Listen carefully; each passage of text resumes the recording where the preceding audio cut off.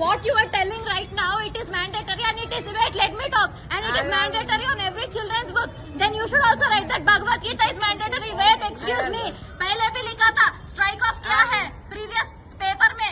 I am not going to leave this name. Muttam क्या किस्सा? It is not mandatory for. It is not mandatory for us. Get every diary, each and every diary. Actually, teacher. రాయడమే తప్పు, రాయొద్దు. ఎందుకు రాస్తారు?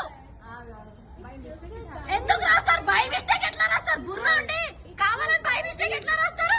మా అక్క వాళ్ళ బాబు school నుంచి నేను పికప్ చేసుకోవడానికి వెళ్ళినుండే అనమాట. స్కూల్కి వచ్చిండో, ఇంట్లో కూర్చుండో, డైరీ చూపించిండో హోంవర్క్ చేయాలని చెప్పేసి.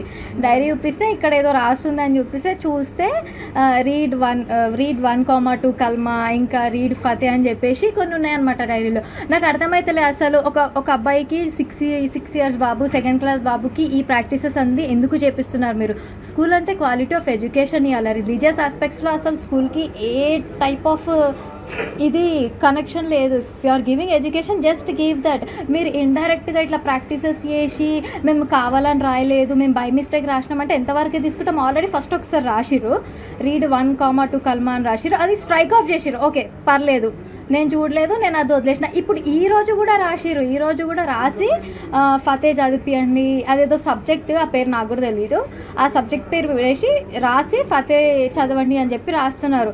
అసలు వాడి ఏజ్ ఏంది, వాడి రిలీజన్ ఏంది అంటే అదొక టైప్ ఆఫ్ బ్రెయిన్ వాష్ లాగానే ఫీల్ అయినా. నేను వెళ్ళి అడిగితే ఆ స్కూల్ ప్రిన్సిపల్ ఏమని చెప్తుంది, ఇది ఒక రిలీజియస్ ప్రాక్టీస్, ఇది అందరు స్టూడెంట్స్కి మ్యాండేటరీ అని చెప్తున్నారు. అట్లా mandatory? You are literally forcing things to write. అసలు యాక్చువల్లీ ఇక్కడ చూడండి, ఇక్కడ రాసింది రీడ్ ఇగో డేట్, ఈరోజుదే డేట్, ఇది ఈరోజుదే ఇక్కడ రాసింది. మళ్ళీ నేను మొత్తం డైరీ మొత్తం చెక్ చేస్తే మళ్ళీ నాకు ఇది ఒకటి కనిపించింది. ఇది ఆల్రెడీ స్ట్రైక్ ఆఫ్ అయిపోయింది. రీడ్ 1,2 కల్మా అని చెప్పేసి ఇట్లా ఇంకా ఎంతమంది పిల్లల బుక్స్లో రాసినారో తెలియదు. ఓకే మీరు అంటారేమో అదొక సబ్జెక్ట్, వీళ్ళకి ఆ సబ్జెక్ట్ ఉంది అంటే ఆ సబ్జెక్ట్ ఏ పిల్లలు అయితే తీసుకున్నారో ఆ పిల్లలందరినీ డైరీ సపరేట్ పెట్టి ఇవ్వండి, వీళ్ళ డైరీ సపరేట్ పెట్టి ఇవ్వండి. ఇక్కడ క్లియర్గా లియాన్స్ కృష్ణ అని పేరు కనిపిస్తుంది.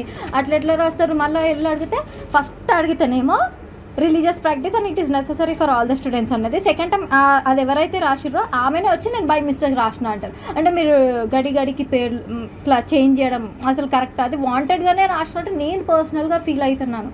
ఇది ఇంకా ఈ ఒక్క డిపార్ట్మెంట్లోనే అవుతుందా? ఇంకా సక్సెస్ స్కూల్ సైదాబాద్ ఇంకా వేరే బ్రాంచెస్ కూడా ఉన్నాయి, కాలేజెస్ కూడా ఉన్నాయి. ఇంకా వీళ్ళకి అసోసియేట్ అయ్యి మళ్ళీ ఎంతమందితో అట్లా ఎన్ని రాస్తున్నారో మనకు అసలు ఐడియానే లేదు. ఈ రోజు నేను డైరీ చూసినా కాబట్టి రియాక్ట్ అన్నాను. నేను ఒకవేళ డైరీ చేయకపోతే నేను అసలు రియాక్ట్ కూడా కాకపోతుండే.